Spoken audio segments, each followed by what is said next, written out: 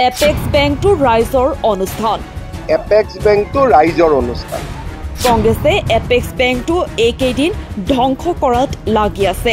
কংগ্ৰেছে এইকেইদিন এপেক্স বেংকটো ধ্বংস কৰাৰ কামত লাগি গৈছে। এপেক্স বেংকটো অসমৰ এটা জাতীয় অনুষ্ঠান। জাতীয় অনুষ্ঠানটো কোনোবা এটা দিলৱাৰৰ ইছাৰাত নচলে। এপেক্স বেংকটো অসমৰ এটা জাতীয় অনুষ্ঠান। এই জাতীয় অনুষ্ঠানটো দিলৱাৰৰ ইছাৰাত। আজি মুখ্যমন্ত্ৰী হিমন্ত বিশ্ব শৰ্মা বিশ্বনাথত উপস্থিত হয়। বিশ্বনাথৰ ফলফলিত যান বাহনৰ ফিটনেছ পৰীক্ষা কেন্দ্ৰ উদ্বোধন কৰে মুখ্যমন্ত্ৰীগৰাকীয়ে। আৰু তাতে মুখ্যমন্ত্ৰীক জিতেন্দ্ৰ সিঙে দিয়া অভিযোগৰ ভিত্তিত সাংবাদিকে সোধা প্ৰশ্নৰ উত্তৰত সাংবাদিক দিলৱাৰ হুছেইন মজুমদাৰৰ ঘটনাৰ সন্দৰ্ভত বহুকেইটা মন্তব্য আগবঢ়ায়। তেওঁ কয় যে এপেক্স বেংকটো অসমৰ এটা জাতীয় অনুষ্ঠান। জাতীয় অনুষ্ঠানটো কোনোবা এটা দিলৱাৰৰ ইছাৰাত নচলে। কোনোবা এজন দিলৱাৰে ক'লে দুৰ্নীতি আছে, তেন্তে দুৰ্নীতি হৈ যাব নেকি? মৰি যোৱা বেংক এটা যে উন্নত হ'ল, এই বেংকটোত যে ATM আহিলে, এই বেংকটোত যে নতুন নতুন টেকনলজি আহিলে, সেই কথাটো দিলৱাৰেতো নাজানে।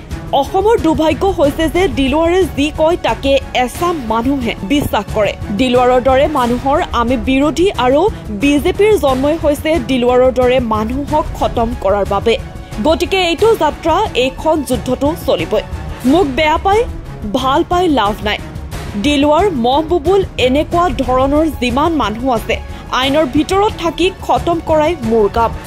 সাংবাদিকৰ প্ৰশ্নৰ উত্তৰত এনেদৰে মন্তব্য দিয়ে মুখ্যমন্ত্ৰীগৰাকীয়ে।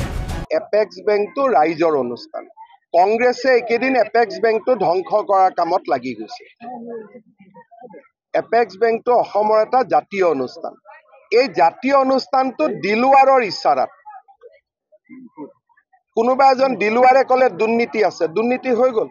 বেংকটো যে মৰি যোৱা বেংক এটা যে আজি উন্নত হ'ল, এই বেংকটোত যে ATM আহিলে, এই বেংকটোত যে আজি নতুন নতুন টেকনলজি আহিলে ষ্টেট বেংকৰ দৰে, সেই কথাবিলাক দিলৱাৰেতো নাজানে।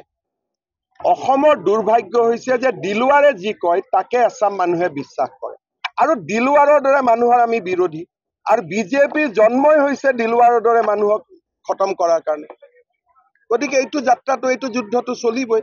মোক বেয়া পাই ভাল পাই লাভ নাই। দিলৱাৰ, মহবুবুল এনেকুৱা ধৰণৰ যিমান মানুহ আছে সেইবিলাকক কোনো আইনৰ বিৰুদ্ধে নহয়, আইনৰ ভিতৰত থাকি খতম কৰাই মোৰ কাম।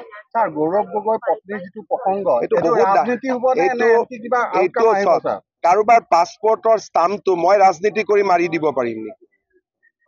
আপুনি যদি পাকিস্তানত গৈছে, আপোনাৰ ষ্টাম্পটো মই মাৰিব পাৰিম নেকি পাছপৰ্ট ভিছাত? মইতো ইমান পাৱাৰফুল মানুহ নহয়। গতিকে আপুনি গ'লেহে আপোনাৰ পাছপৰ্টত ষ্টাম্পটো থাকিব। আজিলৈকে তেওঁলোকে কৈছে নেকি আমি যোৱা নাই বুলি? সাহসটো কৰা নাই যোৱা নাই বুলি ক'বৰ কাৰণে। এণ্টি নেশ্যনেল এক্টিভিটি ওলাব নেকি ছাৰ কিবা? এইটোতো পাকিস্তানত যোৱা মানে এণ্টি নেশ্যনেল। পাকিস্তানত আমাৰ ক্ৰিকেট টিমকে যাব নিদিয়ে।